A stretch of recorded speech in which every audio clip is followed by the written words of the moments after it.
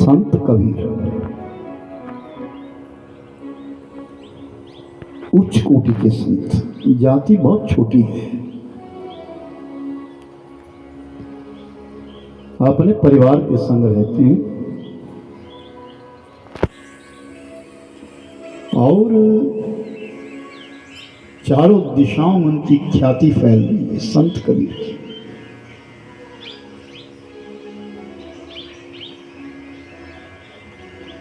बड़े बड़े विद्वान आकर के झुकते हैं कबीर के सामने। ये बात फैलती चली गई और कश्मीर में पहुंची। कश्मीर के जो पंडित थे, महान विद्वान थे, कश्मीर के पंडितों ने विचार किया कि वो कौन कबीर है। एक जुलाहा जाति का है और वो कबीर जिसकी दुनिया में इतनी चर्चा हो रही है, हम उसके साथ शास्त्रार्थ करेंगे।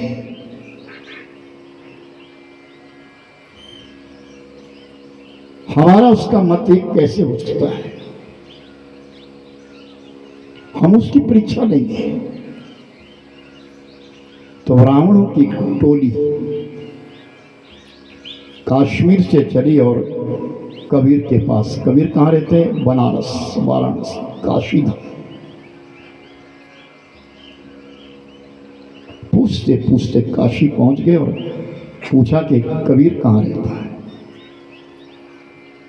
तो किसी ने कहा महाराज जो मचान पर बैठा रहता है। मचान है, छत ऊंची डाली, धरती पर नहीं सोते थे कबीर, मचान पर सोते थे। तो घर गए तो पहुंचे, कमाली थी घर पे। उससे पूछा कबीर कहाँ है? शमशान घाट। कहाँ है? शमशान घाट। उसका नियम है कि वो रोज शमशान घाट जाता है।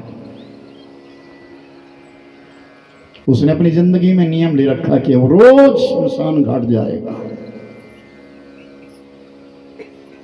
तो पंडित हैरान हो गए कि वो रोज, कबीर रोज शमशान घाट जाता है। हाँ, मणिकर्णिका घाट, जहां पार्वती मैया की मणि गिर गई थी, कुंडल गिर गए थे,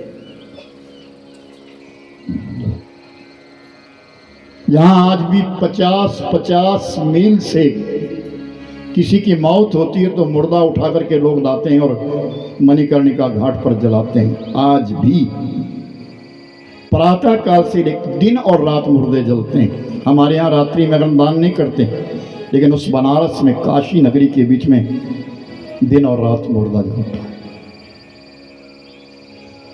12-13 मुर्दे इकट्ठे लगे हुए। डोम एक है जो अग्निदान देता है।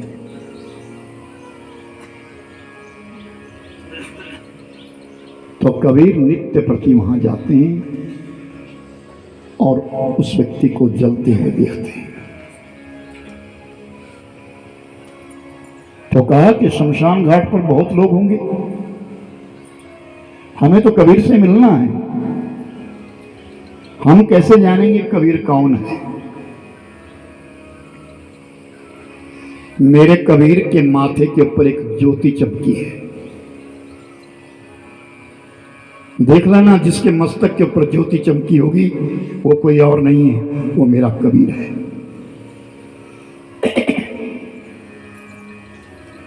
ब्राह्मण चले गए।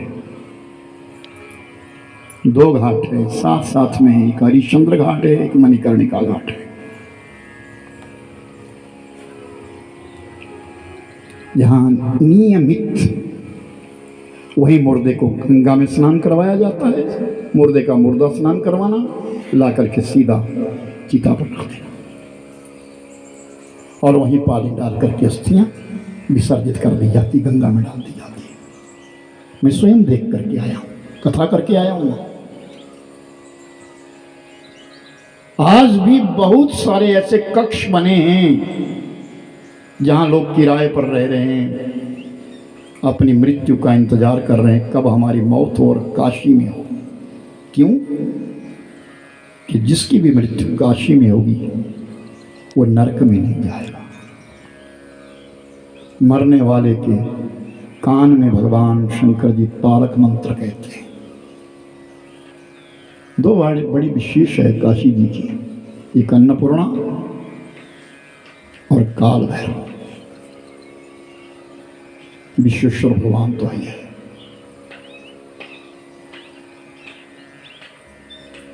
तो ब्राह्मण चले आए और जब उस मणिकर्णिका घाट पे आए तो क्या देखा, जितने भी लोग वहां थे वो सबके माथे पर ज्योति चमकी है,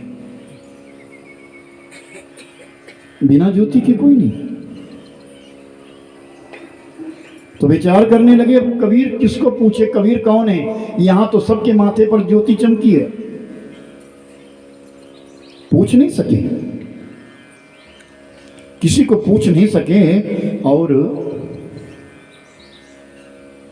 थोड़े समय के पश्चात जैसे मुर्दे जला करके लोग वापिस आने लगे तो ब्राह्मण भी वापिस आए।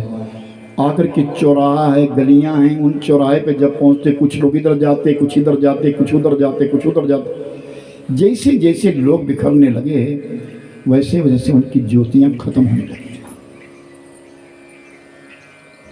आखिर में एक व्यक्ति रह गया जिसके माथे पर ज्योति चमकी है। समझ गए ये कबीर है। और उन ब्राह्मणों ने कबीर के पास हाथ जोड़ लिए, बाबा एक बात है, अब आपसे शास्त्रार्थ नहीं करेंगे, आए तो शास्त्रार्थ करने के लिए। समझ गए आप, हम समझ गए कि आप कुछ योग्य है, लेकिन एक प्रश्न रह गया मन में। हम अपने कश्मीर के लिए वापस जा रहे, लेकिन एक प्रश्न मन में रह गया। क्या?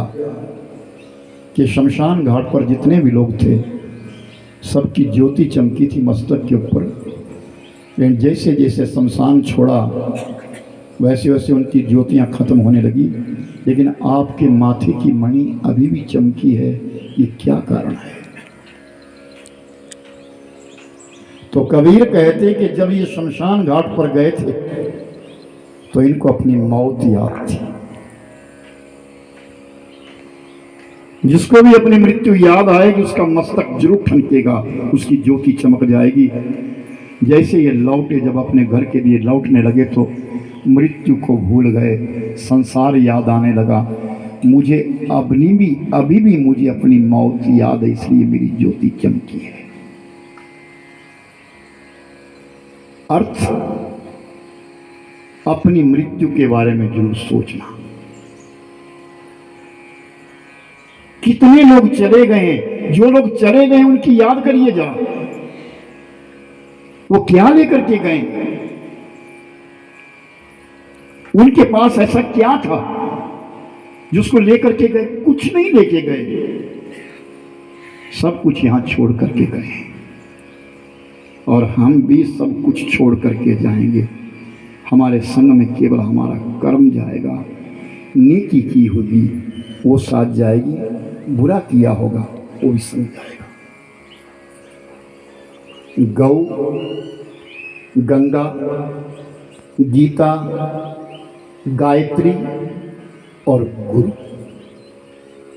ये हमारे भारतवर्ष के स्तंभ है। हरिओम।